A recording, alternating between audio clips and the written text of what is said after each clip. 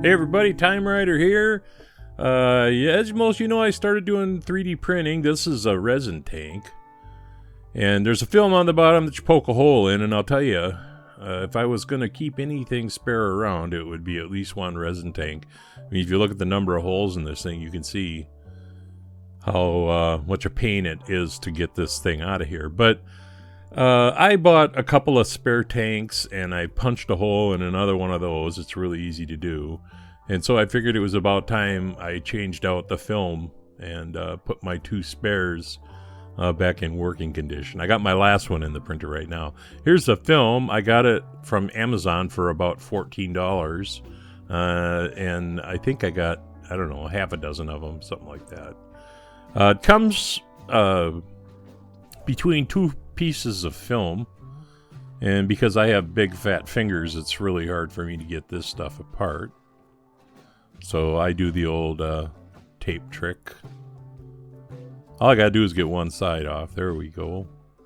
And then the other side will come off a lot easier. So the idea is, of course, that this thing fits in between these two frameworks and is held together by a bunch of screws. So it's bigger than it needs to be. You line it up like that, and then what I used was a paper towel, folded a number of times. I saw one guy use a pop bottle top. You just want something so that it's not really, really tight. And that works just fine.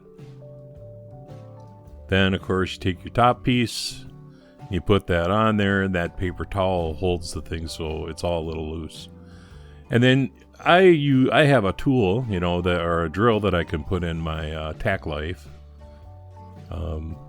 I've seen people do this with X-Acto knives or a screw or something. I'm just going to, right at the first point here, do the four corners so I can kind of secure this.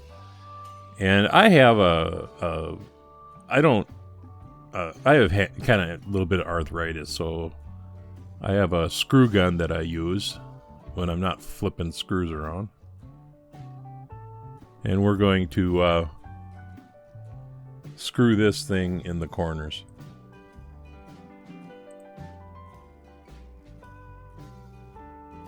And I want to do this on a clean surface, and then I also don't want to wreck my mat. That's the one I take pictures on. And I'm going to drill out all of these holes.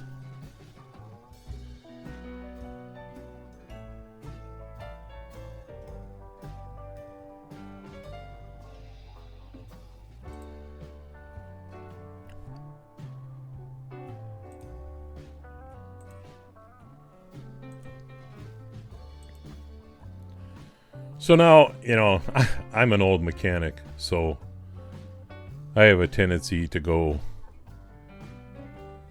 around the circle, right? Like you would with a lug nut or something. But I got to put all these screws in, so. So now we're going to flip this over, and it's really loose. You can see that it's wrinkled, and we're going to put it upside down of what it was before into the frame.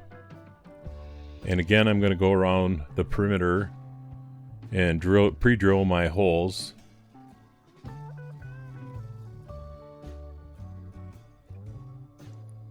And then I'm going to put these screws in.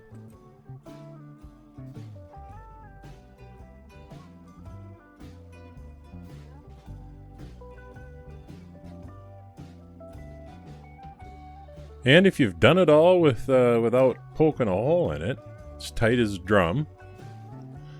Now, they have tools that you can actually measure how tight that is. And if a person were doing this professionally, that would probably matter. But for my purposes, it doesn't.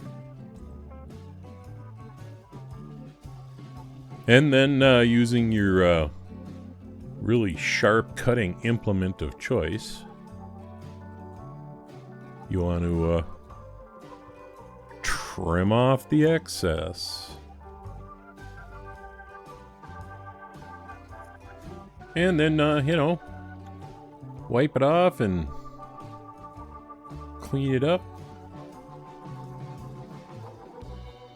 And then I got these really nice little covers when I bought a couple of new ones.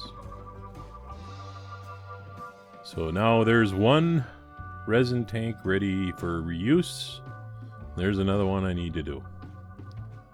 It's pretty easy to poke a hole in the bottom of one of these tanks, especially if you have a print fail and you're trying to get the cured resin off of the film on the bottom. So keeping the extra tank around is a really good idea because it's a hell of a mess, even if you just got a tiny little leak. So, and I'll tell you, if you're doing custom work or post-apocalyptic work or, you know, whatever kind of hobby you're working on, 3D printing is the way to go. It's accessible, it's easy to learn, and you just have to take the time to learn how to do it, I guess. So this is Time Rider. I hope you enjoyed the video, and I'll leave the light on for you.